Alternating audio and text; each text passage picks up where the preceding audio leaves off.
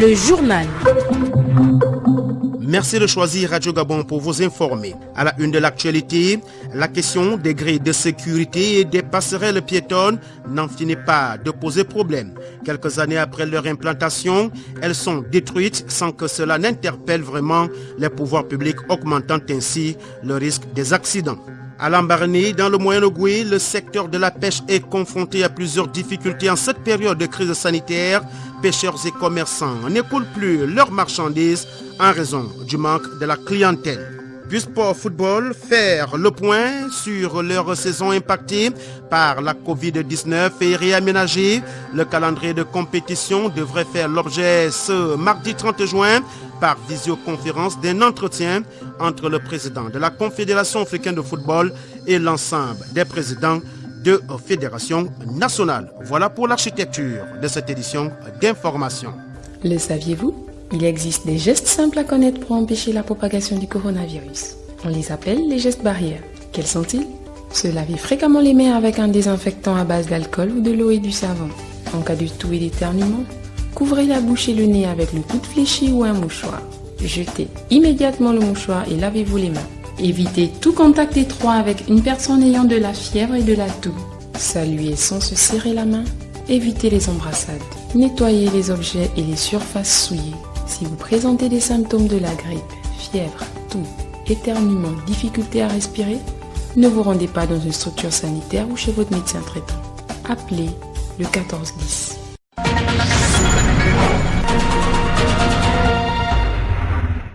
Fabien Guillaume pour vous informer. Bienvenue à cette édition d'information. En ouverture de ce journal, coup dur pour les pêcheurs, commerçants et écailleurs de poissons de la ville de Lambaréné qui réalisent l'essentiel de leur chiffre d'affaires durant cette période estivale. Le confinement décrété par les autorités plombe ce secteur d'activité qui nourrit plusieurs familles. Les précisions depuis Lambaréné avec Estaki Ibwangangimi. La pêche, activité économique phare des Migovéens, subit une baisse en vente du poisson, particulièrement la carpe. Le responsable du centre de pêche artisanale de Lambaréné nous parle des difficultés que connaît actuellement la structure dont il a la charge. Mayombo Mwanza Fernand Frisch. Nous n'avons plus cette masse de clients pour pouvoir faire fonctionner le centre normalement. Je lance un appel à l'endroit de nos autorités qui puissent venir en appui au centre pour son fonctionnement, pour que le centre soit toujours au service du peuple. Le centre participe à l'économie du pays, participe à la gestion de nos jeunes frères et sœurs qui ont pensé que l'école c'était difficile ou bien qu'il n'y avait pas de possibilités. Et ces jeunes-là se redonnent un espoir, c'est grâce au centre de pêche de Lambaréné. Comment subvenir aux besoins de nos familles? Telle est la question que se posent les pêcheurs, vendeurs et écailleurs de poissons confrontés au manque des clients. Les routes sont fermées, c'est Libreville qui nous paye le poisson, mais quand on voit actuellement, ça commence à aller un peu mal. Les ventes sont un peu difficiles, quand ça va abonder, ça risque d'aller mal. Les ventes risquent d'aller mal, puisque les petits revendeurs ne peuvent pas encadrer tout ça. Et si vraiment ça continue comme ça jusqu'à mois d'août que les routes ne sont pas ouvertes, vraiment, c'est mauvais. Les prix en ce début de saison sèche ont augmenté car le kilo de poisson est à 1500 francs. Bon, je comprends la situation des pêcheurs parce que avec la situation de cette crise sanitaire, ils n'ont plus assez de clients comme avant. Ces travailleurs sollicitent un allègement du confinement par l'État gabonais, ce qui favoriserait l'écoulement de leurs produits. Depuis le bord de l'Ogooué à Lambaréné, Estaki Ibwangangimbi de Mwabilung pour Radio Gabon, la référence. À quand la reprise des activités pour les acteurs du secteur touristique?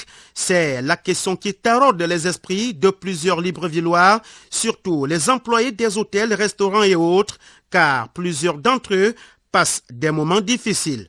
Écoutons le président du syndicat des agents du tourisme et de l'hôtellerie, Minye Ninarichi, épouse Moutendi, joint au téléphone par Nick Jocelyn Fouba. Dans le cadre de notre secteur d'activité, nous avons tout simplement déploré que le gouvernement avait mis en place un certain nombre de politiques après le discours du chef de l'État, un accompagnement avait été prévu pour prendre en charge l'impact de cette pandémie sur un certain nombre d'activités. Nous avons été les premiers frappés de plein fouet. Jusqu'à présent, notre secteur est complètement en arrêt. Nous sommes le secteur d'activité le plus durement touché. Les aides allouées suite à cette pandémie, nous ignorons là où elles sont passées. Pour l'avenir, lorsque nous prenons le cas des pays européens qui ont repris leurs activités, nous nous demandons à quand la reprise chez nous. Il serait judicieux que le gouvernement et le patronat mettent en place des dispositifs nécessaires afin de soutenir les entreprises du tourisme et de l'hôtellerie, afin de pallier à d'éventuelles crises.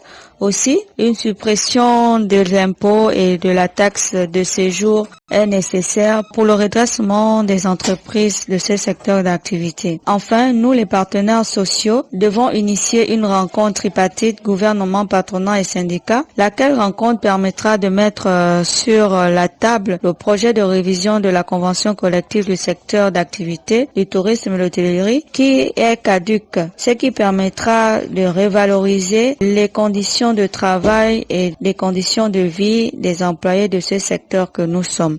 Ils ne sont pas nombreux, mais on a toujours besoin d'un orateur traditionnel dans les mariages coutumiers et autres événements. Qui est orateur traditionnel et comment vit-il en cette période de crise sanitaire? Tentative de réponse dans ce reportage d'Edgar Kaba. Dans plusieurs parties du Gabon, les bons orateurs traditionnels se comptent à présent du bout des doigts. Conséquence, de nombreuses familles sont parfois obligées de solliciter les services d'un orateur traditionnel qui n'est pas nécessairement de leur famille pour les mariages coutumiers et d'autres événements traditionnels. Qui est orateur traditionnel? Faisant partie de cette corporation, Papa Kumba Mboula nous définit ce rôle dans la société. Un orateur traditionnel est un communicateur. Un orateur traditionnel, c'est un artiste. Et avec ce double rôle, il a le côté où il est communicateur et il se plaît à communiquer et à transmettre sa connaissance au cours des cérémonies de mariage entre autres ou d'autres cérémonies. À ce titre, généralement, il ne demande pas forcément de l'argent, mais son côté artistique peut l'amener à vendre son talent et dans ces conditions, parlant des mariages, comme vous l'avez dit, il a son cachet. Le coronavirus a un impact aussi sur l'activité économique des orateurs traditionnels. Ces moments de Covid-19 ralentissent énormément les activités économiques. Et donc, l'orateur traditionnel, qui, dans son côté artistique, vit également des moments difficiles. Parce que les mariages aujourd'hui sont pour la plupart renvoyés. Donc il y a rarement de mariage en ce moment. L'exigence de ce qu'il y ait pas plus de 10 personnes pour une cérémonie de mariage n'arrange pas tout le monde. Les gens voudraient bien vivre un mariage bien festif. Et donc ils préfèrent attendre que la Covid-19 passe pour reprendre le programme de mariage. Et donc l'orateur traditionnel trouve son compte. Quand il aura réussi à s'inscrire dans l'après-Covid-19. Les orateurs traditionnels nous ont confié aussi qu'ils attendent impatiemment l'allègement du confinement pour mener sereinement leurs activités qui battent de l'aile en ce moment. Aménagés pour assurer la sécurité des piétons dans la capitale gabonaise, quelques années après leur implantation, les grilles de sécurité et les passerelles piétonnes sont détruites à quelques endroits. C'est le cas, par exemple, de la grille située au quartier Plein Ciel. Au-delà de cet aspect, le non-respect des mesures de sécurité par la population. Un reportage d'Ahmed Ryan Zengi. Nous, les gens du PK6, quand on te laisse là-bas à l'immeuble Beyrouth, tu ne peux pas quitter de là-bas jusqu'ici avec le bagage à pied. Tu es obligé de venir descendre là et traverser. L'incivisme des populations est de plus en plus visible sur certaines artères de la capitale gabonaise. En empruntant les axes Plein Ciel, PK9 ou même PK6, l'on constate avec amertume la destruction des grilles et autres barres de protection routière érigées pour améliorer un tant soit peu la circulation des populations. Un triste constat qui mériterait que l'on s'y intéresse en tirant la sonnette d'alarme avant qu'il ne soit trop tard. C'est pour sa sécurité. Et pourtant, c'est une nouvelle voie qui n'a même pas un an. Mais regardez l'état, c'est vraiment désolant. En plus de ces actes de vandalisme, on remarque également la méconnaissance par les populations population de l'usage des passerelles piétonnes construites à ces endroits permettant la traversée de la chaussée sans aucun risque. Comment peut-on qualifier cet acte? À qui incombe la responsabilité de la dégradation de ces édifices publics? Ou mieux, à qui profiterait cette déprédation? C'est d'abord l'État qui est le premier éducateur. En l'ancien temps, il y avait ce qu'on appelait l'éducation populaire. Pourquoi ça n'existe plus aujourd'hui? On perd nos valeurs. Cette même responsabilité n'est également pas imputable aux usagers, surtout à ceux qui ont pour credo l'immoralité et l'irrespect des règles de vie. On ne verbalise pas. Mais c'est pour ça, vous voyez même les glissières. Elles sont complètement détruites. Une chose est néanmoins sûre, la destruction des biens publics constitue un délit aux yeux de la loi, une faute lourde de conséquences. Vivement donc que les autorités en charge de cette question de haute portée sociale saisissent le problème à bras le corps pour que cesse une bonne fois pour toutes ce dictat de la rue qui pourrait constituer un frein au développement socio-économique du pays. La Covid-19 a provoqué une série d'actes discriminatoires à travers les continents. Si au tout début, les cibles étaient celles qui étaient considérées à tort comme la cause de la maladie, la crainte de la contagion a progressivement conduit aussi à des attaques contre des personnes qui, pour différentes raisons, étaient particulièrement exposées au virus. Une situation qui dérange réellement ces nouvelles cibles. Love Paketa Dilibou Mabika nous en dit un peu plus. Si le profil des victimes varie d'un pays à l'autre, il semble y avoir un schéma commun dans les actes discriminatoires. Au moindre état fébrile ou à la moindre toux, les regards changent et tout de suite on vous colle une étiquette stigmatisante, comme l'explique Clotaire Nguema Mukambi, une victime. Je suis un pauvre maçon, j'ai fait mes petites bricoles de gauche à droite pour pouvoir subvenir à ma famille. J'ai une maladie que j'entraîne depuis longtemps à cause de la cigarette que je fume. Mais depuis que l'histoire du coronavirus est arrivée, même les personnes chez qui j'ai travaillé, ils refusent de me donner le travail pour débourser, pour faire monter mes murs. Je ne trouve plus à cause de l'histoire du coronavirus. J'ai une famille de 5 gosses. J'ai fait comme pour les nourrir sur une base d'activité. Vraiment, cette histoire me dépasse. On me refuse parce qu'on me dit que je suis malade, je suis infecté, j'ai le coronavirus, que je dois aller à l'hôpital. Déjà allé à l'hôpital, j'ai pas le coronavirus, je connais, c'est ma tour que j'ai. Ça fait 2 ans que j'ai la même tour. J'ai pas les moyens pour m'occuper de ça. Maintenant, je fais comment? Je n'arrive plus à joindre les deux bouts. La lutte contre les préjugés apparaît donc comme une nécessité au même titre que d'autres mesures qui soulagent les problèmes liés à la Covid-19. Un appel à la solidarité est lancé pour mettre un terme aux attitudes discriminatoires. En traversant les artères de la capitale gabonaise, on observe les bavettes médicales jetées après usage à même le sol. Un décor qui n'est pas sans risque car cela pourrait être un facteur de contamination. Le constat dans ce reportage d'Ahmed Ryan Zengi. Au moment où le nombre de cas positifs à la Covid-19 a atteint la barre de 5000 dans le pays, avec Libreville comme principal foyer, les populations ont certes compris la nécessité d'arborer une bavette pour se protéger, mais force est de constater que l'ignorance règne quant à la gestion de ces masques après usage. Les bavettes médicales, normalement, on doit les jeter dans les bacs à ordures. Ça traîne au sol, mais ça fait sale, c'est pas normal du tout. Ces déchets de masques médicaux constituent aujourd'hui le décor observé dans certaines rues de notre capitale, avec pour conséquence un risque important de contamination à la Covid-19. Oui, quand je marche, je remarque qu'il y a les bavettes jetables, bien sûr, par terre, tout ça là. C'est pas normal. De Plaine-Oreti à Cocotier en passant par la gare routière et le marché d'Akébé, ces bavettes médicales usées jonchent les ruelles sans que cela n'émeuve personne. Surtout pas la municipalité qui brille par sa méconnaissance dans la gestion de ces déchets qui, en cette période de crise sanitaire, expose fortement les populations. On doit avoir un endroit fixe où on doit jeter les bavettes. C'est pas civilisé de jeter les bavettes partout dans la rue de Libreville. C'est incompréhensible, je ne comprends pas.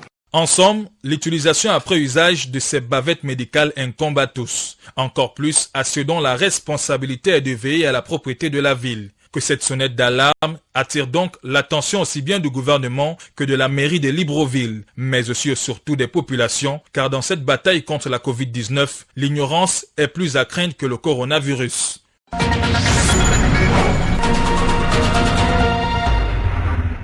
L'émission Gabon Politique reçoit ce mardi 30 juin 2020 à 10h05 Franck Ondom Togo, membre du secrétariat exécutif et du bureau politique du PDG, Parti démocratique gabonais, pour le compte du premier arrondissement de la commune d'Oyem dans la province de Wolente. Il est l'auteur d'un ouvrage intitulé « comprendre le Walentem pour mieux le gérer. Un ouvrage dans lequel il évoque entre autres les causes du rejet de la majorité présidentielle dans cette partie du pays. Parmi ces causes figure le leadership féminin qui est en déphasage avec la culture du peuple fan. On écoute en avant-première Franck Ondometogo. Chez l'enfant, la femme ne met pas pied au corps de garde. Ne mettez pas pied au corps de garde. Bon, Claudette, continue à aller au corps de garde comme tu verras. La femme ne met pas pied au corps de garde. Ça veut dire que la femme ne tient pas le bâton de pèlerin. Chez l'enfant pur.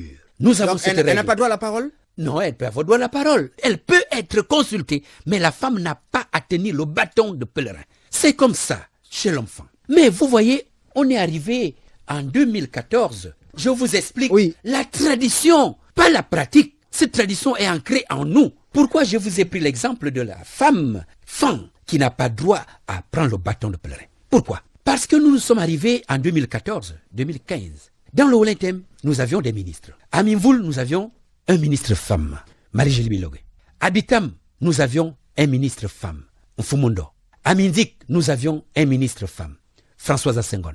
À Oyem, nous avions un ministre femme, Madame Mengemouno. De manière spontanée, dans cette communauté qui nie les femmes comme porte-étendard, on met 4 femmes pour emmener la barque. C'est compliqué. Vous voyez, même si ces femmes sont dynamiques, mais dans le fond, les hommes continueront à leur mettre les bâtons dans les roues. Voilà des situations que j'explique aux décideurs pour dire, attention, dans cette communauté, il y a des choses qu'il faut faire, il y a des choses qu'il faut éviter de faire. L'émission Gabon Politique, c'est ce mardi à partir de 10h05 avec Claudette Théoré et Yachil Mwanda Moussoti. Rien à voir avec ce qui précède, nous parlons de l'arbitrage comme mode alternatif de règlement des contentieux commerciaux. Le sujet fait l'objet ce mardi de l'émission Juridicia, diffusée sur Radio Gabon. Le principal invité, Gaspard Nanekoula, magistrat doctorant en droit privé et arbitre au WADA, édifie les auditeurs sur ce mode privé de règlement des conflits commerciaux. Nous l'écoutons en avant-première.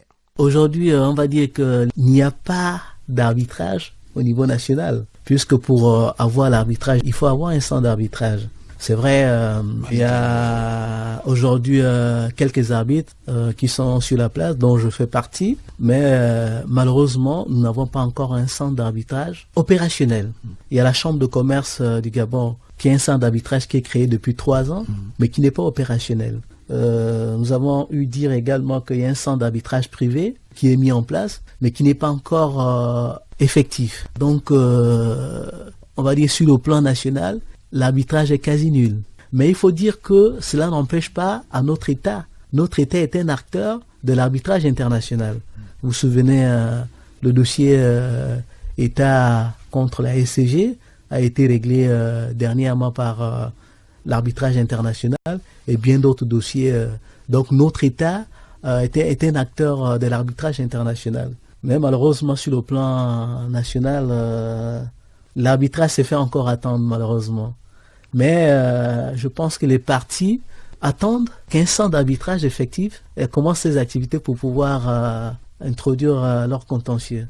Sans transition, hors de nos frontières, nous allons en France pour parler des élections municipales du week-end dernier. Ce second tour qui a vu une forte poussée des écologistes et un revers pour la République en marche. L'abstention a atteint un niveau historique. Près de 60% des électeurs ont boudé ce deuxième tour. Caroline Assoumou-Mombe nous en dit un peu plus. Plus de 157 000 candidats et 7,5 millions d'électeurs étaient concernés par l'élection municipale de cette année 2020. Le vote a eu lieu dans 4 820 communes ainsi que dans les arrondissements et secteurs de Paris, Lyon, Marseille. En tête de ce deuxième tour, Édouard Philippe. Il est élu au Havre avec 58,83% des voix. Le fait majeur de cette élection municipale est la percée historique des écologistes qui s'emparent de nombreuses grandes villes de France, notamment Lyon, Bordeaux, Strasbourg, Poitiers, Colombes, Annecy, Grenoble. Ils ont aussi activement participé à la victoire d'Anne Hidalgo à Paris et de Michael Delafosse à Montpellier. En ce qui concerne la participation de ce scrutin, 59,58% des électeurs se sont abstenus et 40,42% ont participé.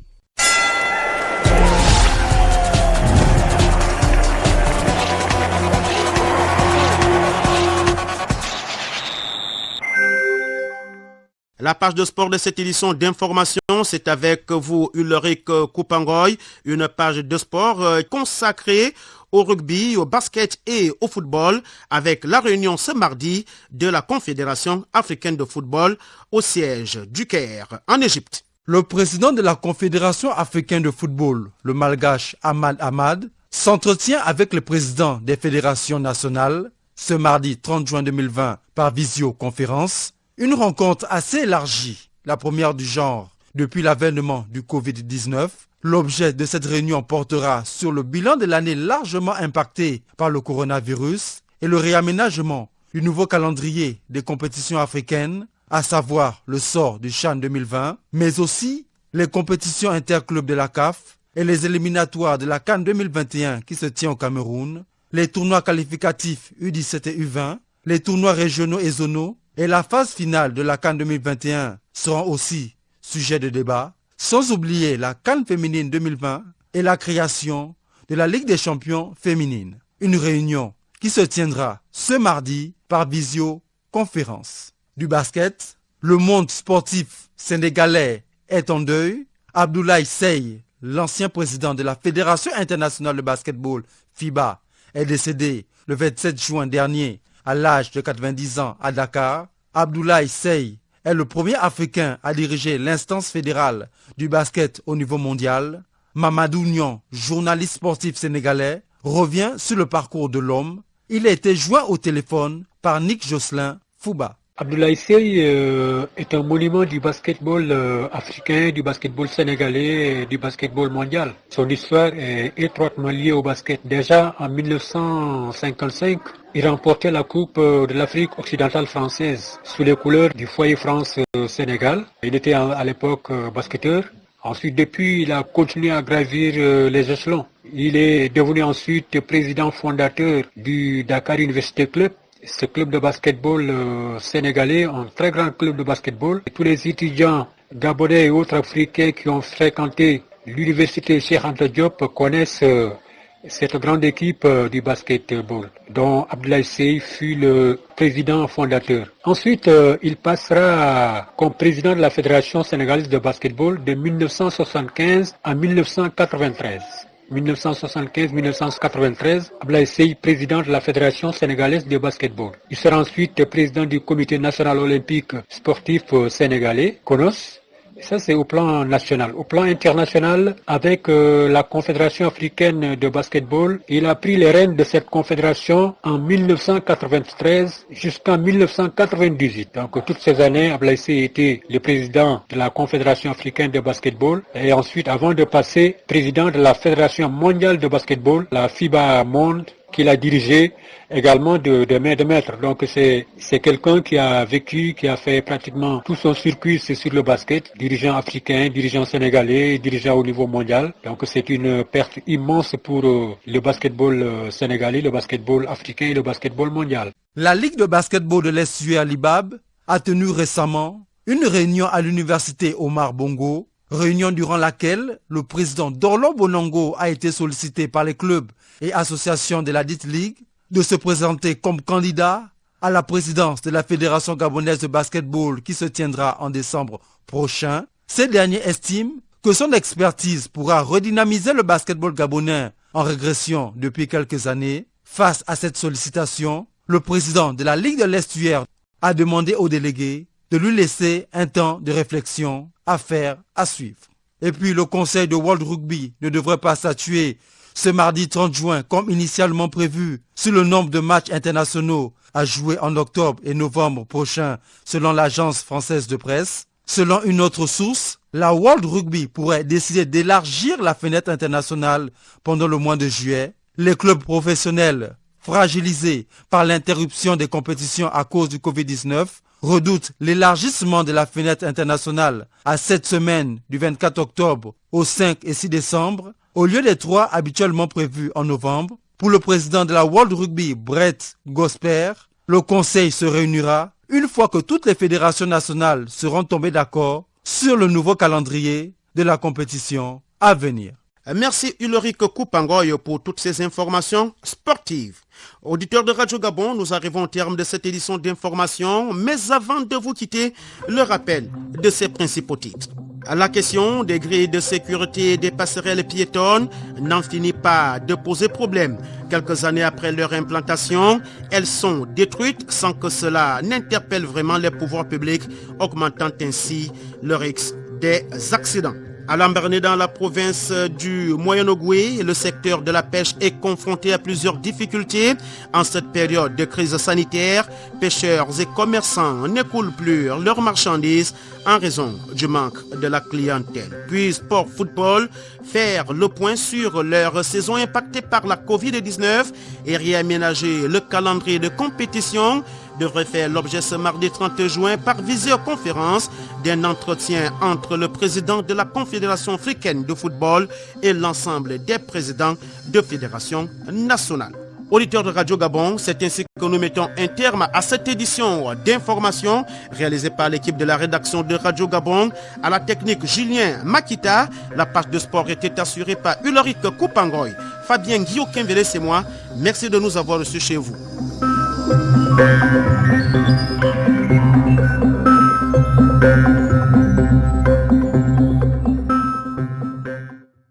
Vous êtes câblé sur Radio Gabon émettant de Libreville, 88.7, 96.5 FM. Où que vous soyez, nous sommes avec vous.